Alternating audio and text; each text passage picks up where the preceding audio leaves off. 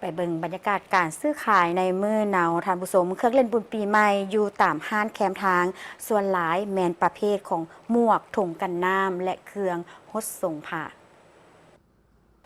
การเฉลิมฉลองบุญปีใหม่ลาวพศ2569ปีนี้แมนทำกลางบรรยากาศฮ้อนอบอ้าวหลายสังเกตเห็นว่าบรรดาห้านขายเครื่องตามแคมทางบ้านโพนตองจอมมณีหาบ้านศรีวิไลคำหงแมนได้นำเอาสินค้าประเภทต่างๆมาวางขายโดยเฉพาะเครื่องนุ่งถือหมวกถุงกันน้ำอุปกรณ์ฮดส่งผ้าและอื่นๆจากการให้สัมภาษณ์แม่ค้าหลายทานได้ให้ฮู้ว่าบรรยากาศการซื้อขายปีนี้บ่ค่อยคือครึ่งปานใดอาจเป็นเพราะสภาพเศรษฐกิจค่าของชีพสูงสิ่งที่ประชาชนจับจ่ายส่วนหลายเป็นสิ่งของที่จำเป็นเช่น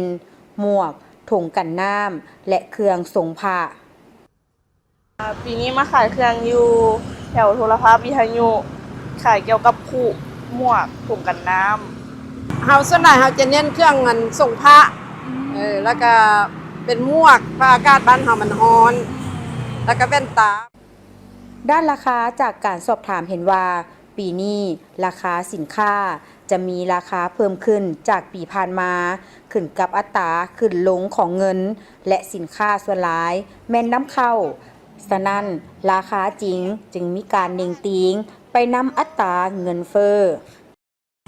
บ้านเฮามันผลิตหยังบ่ได้เราต้องนำเข้าต้องอิงใส่อัตราแลกเปลี่ยนนะเฮาซื้อแพงเฮาก็ต้องได้ขายแพงขึ้นน้อยนึงเพื่อความอยู่รอดของเฮาก็ฝากถึงลูกหลานผู้ที่ว่าเกิดใหม่ใหญ่รุ่นน่ะการไปลิ้นไปเที่ยวนี่ก็ให้คำนึงถึงความปลอดภัยเนาะบ่ให้ดื่มสิ่งมึนเมาแล้วขับรถเนาะ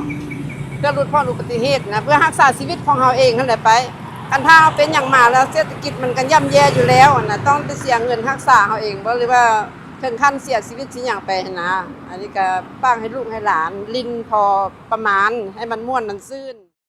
ปัจจุบันการซื้อขายมีหลายทางเลือกนอกจากการขายหน้าห้านแล้วยังมีการขายผ่านทางออนไลน์เป็นทางเลือกให้แก่ลูกค้าจับจ่ายซื้อขายและบางเขตอาจคือคลื่นขายดีและบางเขตก็บ่ปานใดปะปนกันไปที่สำคัญการจับจ่ายควรคำนึงถึงรายได้ตื่มอีกเพื่อการนำใช้ชีวิตที่เหมาะสม